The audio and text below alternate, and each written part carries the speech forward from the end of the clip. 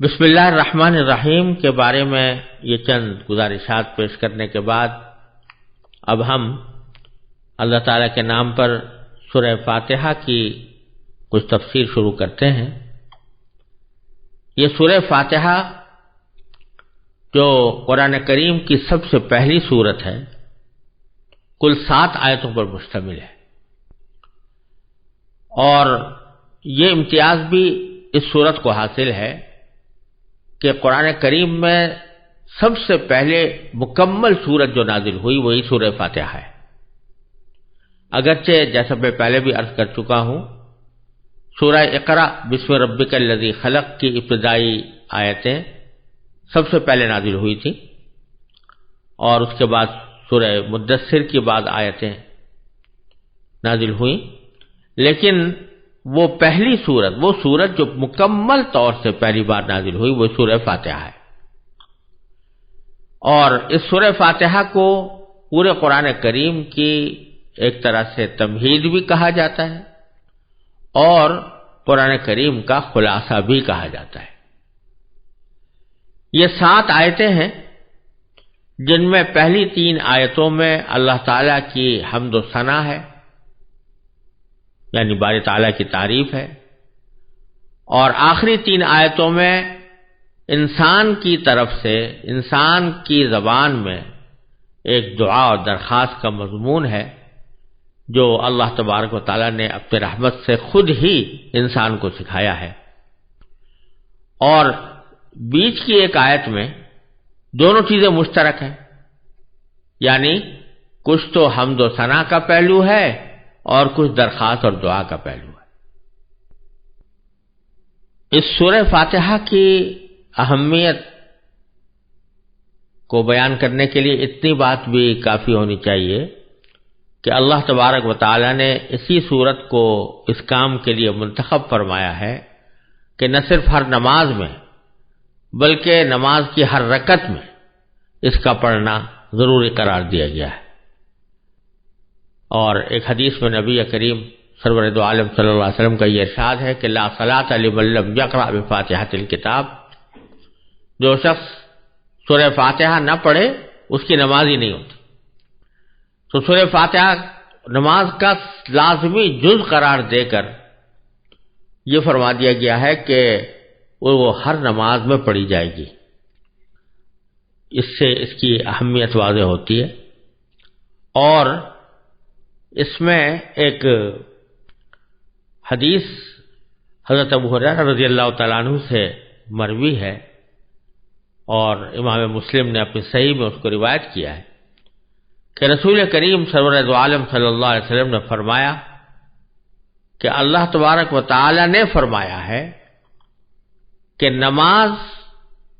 یعنی سورہ فاتحہ میرے اور میرے بندے کے درمیان 2 حصوں میں تقسیم کر دی گئی ہے، جن میں سے آدھا حصہ میرے لیے ہے اور آدھا حصہ میرے بندے کے لیے، اور جو کچھ میرا بندہ مانگتا ہے وہ اس کو دیا جائے گا۔ پھر اس کی تفصیل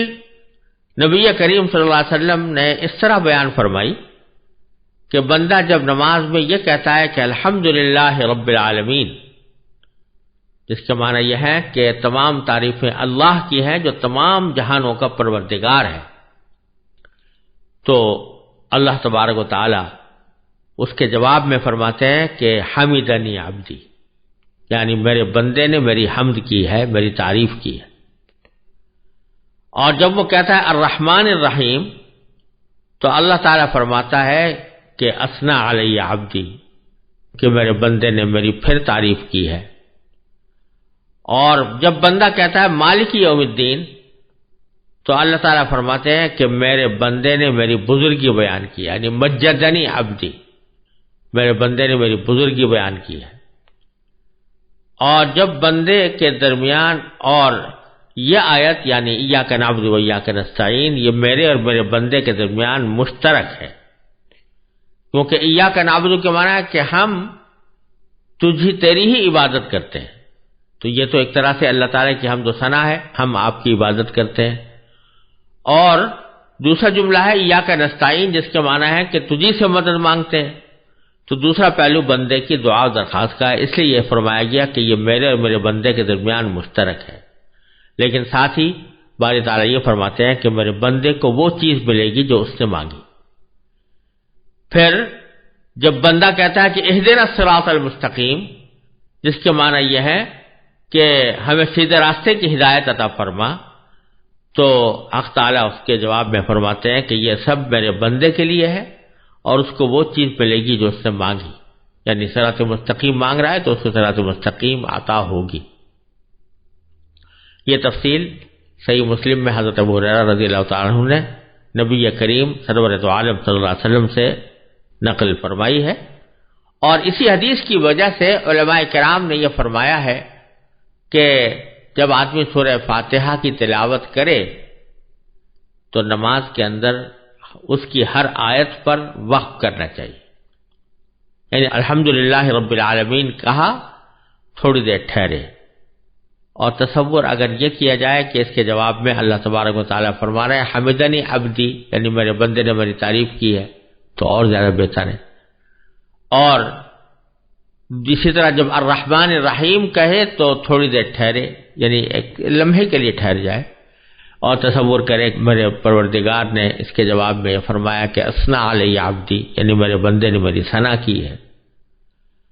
اور جب مالک یوم الدین کہے تو پھر ٹھہر جائے ایک لمحے کے لیے اور یہ تصور کرے کہ باری تعالیٰ نے فرمایا کہ مجدنی عبدی، میرے بندے نے میری بزرگی بیان کی ہے۔ اور اسی طرح ایاک نعبد و ایاک نستعین اور اہدنا الصراط المستقیم میں بھی، تو ہر آیت پر وقف کرنا زیادہ بہتر ہے۔ اور علماء کرام یہ فرماتے ہیں کہ ایسی یہ بات کوئی اچھی نہیں لگتی کہ ہر فقرے کے جواب میں اللہ تبارک و تعالیٰ کچھ فرما رہے ہوں اور آپ بکٹوٹ آگے بڑھتے چلے جائیں اور ان الفاظ کا یا اس جواب کا کوئی انتظار یا اس کا کوئی موقع آپ نہ چھوڑیں اپنی تلاوت کے درمیان، تو یہ اچھی بات نہیں ہے۔ اس لیے علماء کرام نے فرمایا کہ ہر آیت پر تھوڑا وقف کر کے اس کو پڑھنا چاہیے۔ اب اس سورہ فاتحہ کی سب سے پہلی آیت ہے الحمدللہ رب العالمین۔ اس کا ترجمہ یہ ہے کہ تمام تعریفیں اللہ کی ہیں جو تمام جہانوں کا پروردگار ہے۔ یہ آیت ہے تو چھوٹی سی، لیکن اس کے دو حصے ہیں۔ ایک میں اللہ تعالیٰ کی تعریفیں بیان کرنے کا ذکر ہے اور دوسرے میں اللہ تبارک و تعالیٰ کی خاص صفت یعنی رب العالمین بیان فرمائی گئی ہے۔ جہاں تک پہلے جملے کا تعلق ہے کہ الحمدللہ، اس کے معنی یہ ہے کہ تمام تعریفیں اللہ کی ہیں۔ حمد کا لفظ عربی زبان میں تعریف کے لیے بھی استعمال ہوتا ہے اور شکر کے لیے بھی استعمال ہوتا ہے۔ یہاں دونوں ترجمے کیے جا سکتے ہیں، لیکن تعریف کا ترجمہ کرنا اس لیے زیادہ بہتر ہے کہ یہ شکر کو بھی شامل ہے۔ تعریف زیادہ عام چیز ہے اور شکر خاص چیز ہے، تو اللہ تبارک و تعالیٰ دونوں کا مستحق ہے، یعنی اس کی تعریف بھی ہونی چاہیے، اس کا شکر بھی ادا کرنا چاہیے۔ لہذا اس کا جب ہم ترجمہ تعریف سے کریں گے تو اس میں شکر خود بخود شامل ہو جائے گا، اور شکر خود بخود اس درجہ شامل ہو گیا ہے کہ الحمدللہ کا لفظ یہ اللہ تعالیٰ کا شکر ادا کرنے کے لیے ایک مشہور فقرہ بن چکا ہے، اور عام حالات میں بھی جب آدمی اللہ تعالیٰ کا کوئی شکر ادا کرتا ہے تو الحمدللہ کہتا ہے۔ اس میں الحمد میں جو الف لام ہے اس کے بارے میں علماء کرام نے عربی زبان کے قواعد کے لحاظ سے اس کا ترجمہ کیا ہے کہ تمام تعریف۔ الحمد ویسے تو مفرد کا لفظ ہے تعریف، لیکن جب الف لام اس پر داخل ہو گیا تو اس کا ترجمہ یا اس کا مطلب علماء کرام نے تمام تعریفیں کیا کہ تمام تعریفیں اللہ کی ہیں۔ یہ ایک عجیب اور عظیم حقیقت کی طرف اشارہ ہے، اور وہ یہ کہ یوں تو انسان دنیا میں رہتے ہوئے بہت سی چیزوں کی تعریف کرتا ہے۔ کوئی عمارت اچھی بنی ہوئی ہے، کہتا ہے بڑی اچھی عمارت ہے۔ کوئی باغ اچھا خوشنما ہے، تو کہتا ہے بڑا اچھا خوبصورت باغ ہے، کوئی جنگل ایسے خوشنما نظر آتا ہے تو کہتا ہے بھائی بڑا دل فریب جنگل ہے، کوئی پہاڑ کے مناظر اچھے نظر آتے ہیں تو کہتے ہیں بڑے دل فریب مناظر ہیں۔ تو تعریفیں تو دنیا میں بہت ساری ہوتی رہتی ہیں، مختلف چیزوں کی ہوتی رہتی ہیں، لیکن یہ جملہ اس طرف توجہ دلا رہا ہے کہ جو بھی دنیا میں تعریف کی جائے، کسی بھی چیز کی تعریف کی جائے، حقیقت اگر دیکھو تو وہ اللہ تبارک و تعالیٰ کی ہی تعریف ہوگی۔ وجہ اس کی یہ ہے کہ جب آپ کسی چیز کی تعریف کرتے ہیں تو حقیقت میں وہ اس کے بنانے والے کی تعریف ہوتی۔ اگر آپ کسی عمارت کو دیکھ کر یہ کہیں کہ یہ بڑی شاندار عمارت ہے، بڑی خوبصورت عمارت ہے، بڑی مستحکم عمارت ہے، بڑی اچھی لگ رہی ہے، تو اس کا مطلب یہ ہوتا ہے کہ اس کے بنانے والے نے خوب بنایا اس کو۔ یہ حقیقت میں اس کی کاریگری کی تعریف ہے، اس کی انجینئرنگ کی تعریف ہے، اس کی آرکیٹیکچر کی تعریف ہے، اور جس شخص نے بھی جن لوگوں نے اس کے بنانے میں حصہ لیا ہے ان کی تعریف۔ اگر آپ کسی کتاب کے بارے میں تعریف کرتے ہیں کہ یہ فلاں کتاب بڑی اچھی ہے، بڑی مفید ہے، بڑی نافع ہے، اس کو پڑھنے سے بڑا فائدہ ہوتا ہے،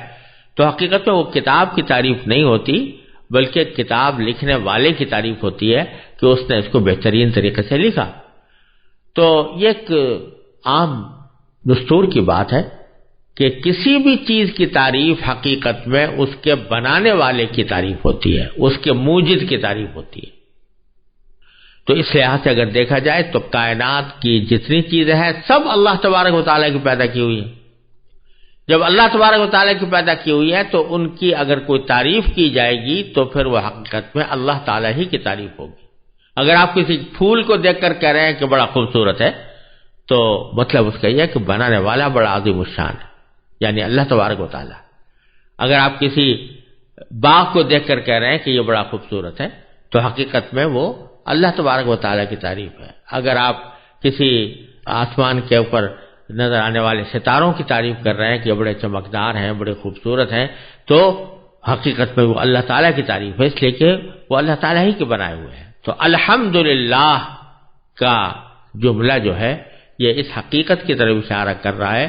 کہ دنیا میں کوئی چیز حقیقت میں براہ راست قابل تعریف نہیں، اگر کوئی چیز قابل تعریف ہے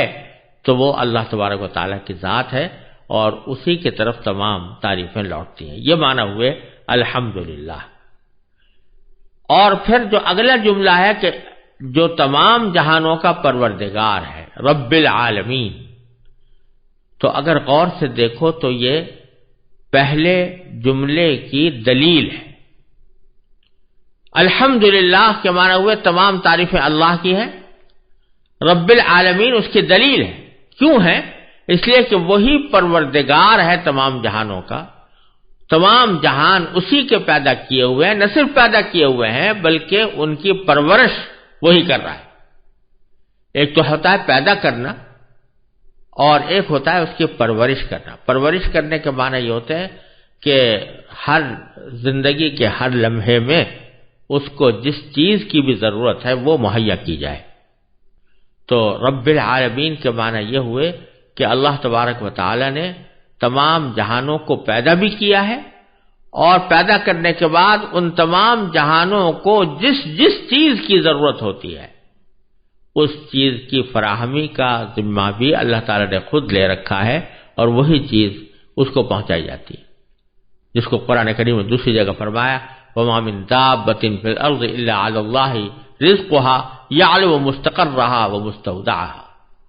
کہ زمین میں کوئی چیز ایسی نہیں ہے، کوئی حرکت کرنے والا کوئی جانور ایسا نہیں ہے کہ جس کا رزق اللہ نے اپنے ذمے نہ لے رکھا ہو، اور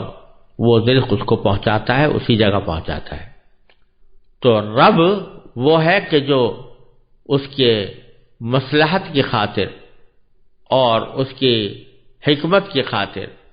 اس کو فائدہ پہنچانے کے لیے اس کے خیر خواہی کے پیش نظر ایسے اقدامات کرے جس کی اس کو ضرورت ہے۔ تو باری تعالیٰ تمام کائنات کے لیے، تمام جہانوں کے لیے وہ یہ اسی طرح کی تربیت فرمانے والے ہیں، اور جو ذات اس طرح تربیت فرما رہی ہو تو ظاہر ہے کہ تعریف کی سزاوار اور اس کی اصل مستحق وہی ہے۔ اس لیے فرمایا گیا کہ کہ تمام تعریفیں اللہ کی ہیں جو تمام جہانوں کا پروردگار ہے۔ اور عالمین کا لفظ جو یہاں پر استعمال کیا گیا ہے، جہانوں، یہ جمع عالم کی ہے، عالم جہان کو کہتے ہیں۔ بظاہر تو ہمارے نظر میں یوں محسوس ہوتا ہے کہ یہ ایک ہی عالم ہے جو ہمیں نظر آ رہا ہے، ایک ہی دنیا ہے جو ہمیں نظر آ رہی ہے، لیکن قرآن کہتا ہے عالمین، تمام جہان، جس سے معلوم ہوتا ہے کہ اس کائنات میں صرف یہ عالم نہیں ہے جو ہم اپنی آنکھوں سے دیکھ رہے ہیں، بلکہ اور بھی بہت سارے عالم ہیں۔ تو اس میں جمادات، جمادات کا عالم، نباتات کا عالم، حیوانات کا عالم، وہ تو اپنی جگہ پر ہے ہی، لیکن اس سے آگے فضا کا عالم، خلا کا عالم، ستاروں کا عالم، سیاروں کا عالم، اور پھر ان